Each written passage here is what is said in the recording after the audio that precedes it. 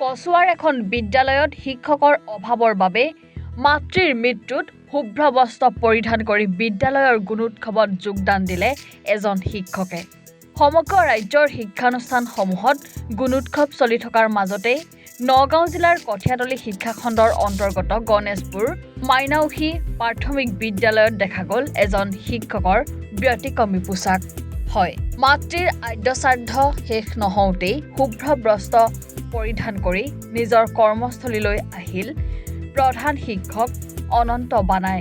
জানিব পৰা মতে 198 জন ছাত্ৰ ছাত্ৰী থকা বিদ্যালয়খনৰ শিক্ষক আৰু বিদ্যালয়ৰ গৃহৰ অভাৱত দীৰ্ঘদিন ধৰি ব্যাপক সমস্যাত পৰি আহিছে।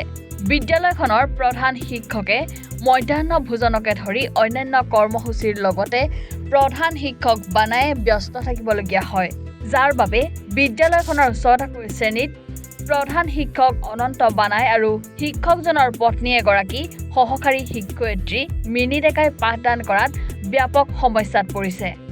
বিদ্যালয়ত শিক্ষকৰ অভাৱৰ মাজতে প্ৰধান শিক্ষকগৰাকীয়ে শুভ্ৰ বস্ত্ৰ পৰিধান কৰি বিদ্যালয়ৰ গুণোৎসৱত যোগ দিছে, যাৰ বাবে এই সমস্যাটো সমাধান কৰিবলৈ অভিভাৱকসকলৰ লগতে প্ৰধান শিক্ষক অনন্ত বানাইক চৰকাৰক আহ্বান জনাইছে।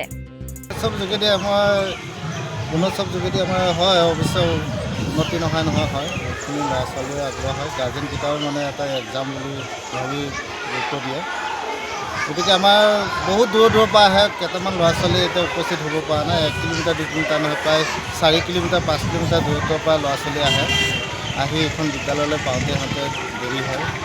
আৰু মোৰ স্কুলখনো 2013 চনতে পৰিচালিত হোৱা, কিন্তু ল'ৰা ছোৱালীৰ অনুপাতে মোৰ এতিয়া শিক্ষক নাই। মই শিক্ষাদান দিবলৈ মই অসুবিধা পাইছোঁ, মাত্ৰ 2জনহে শিক্ষক আমি।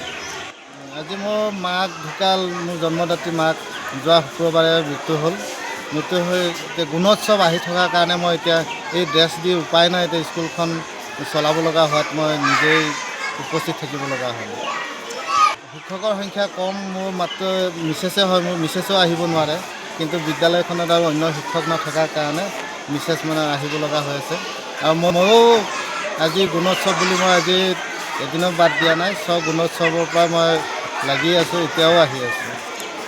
মাত্ৰ শিক্ষক আমাৰ 2জনে, মাত্ৰ শিক্ষয়িত্ৰী এজন আৰু মই হেডমাষ্টাৰ, এই 2জনে আমাৰ শিক্ষক। পাঠদান কৰাটো মানে বহুতেই অসুবিধা হয়। আমি 2জন ইফালে 2টা ক্লাছত সোমাই থাকিলে বাকী শ্ৰেণীকেইটা ক্লাছ কৰিব নোৱাৰে, দৌৰা দৌৰি কৰি ফিল্ডতে দৌৰি থাকে। অসুবিধাত পৰিছোঁ, মানে বহুত অসুবিধাত পৰিছোঁ। অসম চৰকাৰক এইটোৱে অনুৰোধ কৰিছোঁ, আমাৰ গাঁৱলীয়া জেগাত যিটো আমাৰ সেই গাঁৱলীয়াত শিক্ষকৰ নাটনি বহুত। মোৰ বিদ্যালয়খন আজি শিক্ষক 2জন, ছাত্ৰ আছে মোৰ 200জন। গাঁৱলীয়া জেগাত প্ৰায়ভাগ শিক্ষক কমেই হৈ আছে। মোৰ স্কুলখনতে 200জন ষ্টুডেণ্ট অনুপাতে মাত্ৰ 2জনহে আমি শিক্ষক।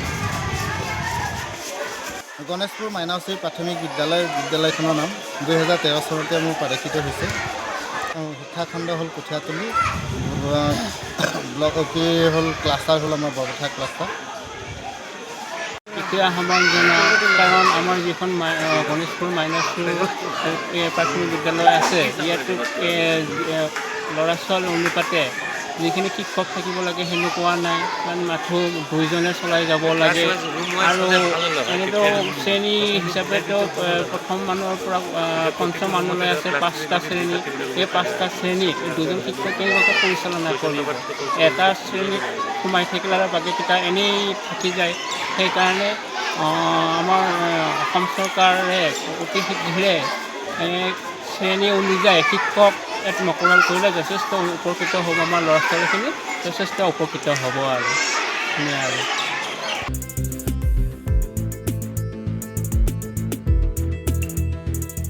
কচুৱাৰ পৰা খাইৰুল ইছলামৰ ৰিপৰ্ট, এনি ভাৰত 24।